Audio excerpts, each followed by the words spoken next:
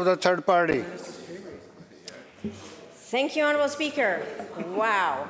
I will say that, do you know who is not suffering from an affordability crisis right now? Multinational oil and gas companies that are raking in record-breaking profits. Companies that this government is supporting with subsidies.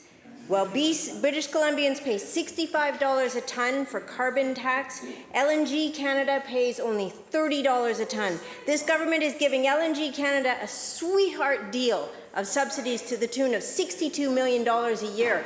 Strike one. The International Energy Agency just announced that demand for all three fossil fuels, coal, oil, and gas, will peak in 2030 and then start to decline, a glaring reminder that LNG is bad for the climate and for the economy. Strike two. New analysis from one of the world's premier methane scientists finds that LNG is worse for the climate than coal, contrary to the province's position that LNG will help displace coal in China and lower global emissions. Strike three. Turns out LNG is not good for the climate, not good for British Columbians' pockets, and not good for the long-term economic security of this province. My question, Honourable Speaker, is to the Premier. Will the Premier reverse the decision to give massive subsidies to Shell, PETRONAS, PetroChina, Mitsubishi Corporation and KOGAS? Government House Leader. Thank you so much, Honourable Speaker, and I thank the member for the question. As people at home can see, we hear one day from one side, too much.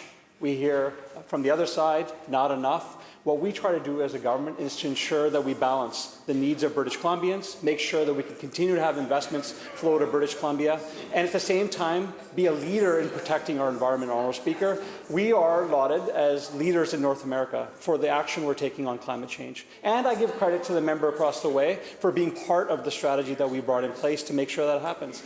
We're going to continue to do that work, Honourable Speaker, but we're going to while we're doing that work, Honourable Speaker, we're going to continue to support families. And recently, the federal government's made a decision. Again, we've said many times in this House, we believe the decision was not thought out. We believe that they need to reconsider their decision. The Premier said it. The Minister responsible for Energy, Mines, Low Carbon Innovation has said it. And we're going to continue to say that. We want Canada to come to the table and engage us on a conversation about how we move forward. Leader of the third party supplemental. I guess that was a no, Honourable Speaker. There were 14 standing votes in which the BC Greens, by the way, disagreed with the giant subsidy that went to LNG Canada. So do not suggest that we agreed with them on anything like that.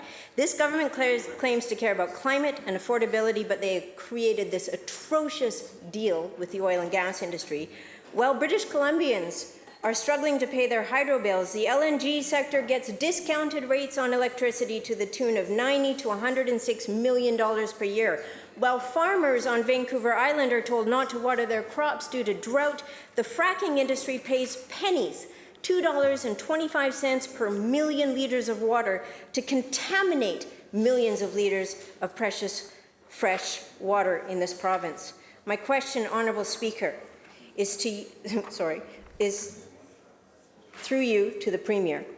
When is this government going to acknowledge that we are in a climate industry and take the steps necessary to move this province away from subsidizing the oil and gas industry? Government House Leader. Thank you, Honourable Speaker. And again, I appreciate the member's question, but the assertion that we're not leaders when it comes to taking on climate change in North America is just false. The member knows that. Yes, we want to continue to do better. Yes, we have to do more work to ensure that we both protect our environment, we keep people in our communities moving forward with good-paying jobs. Honourable Speaker, that's important to every member of this House, but that's the work we've been doing together.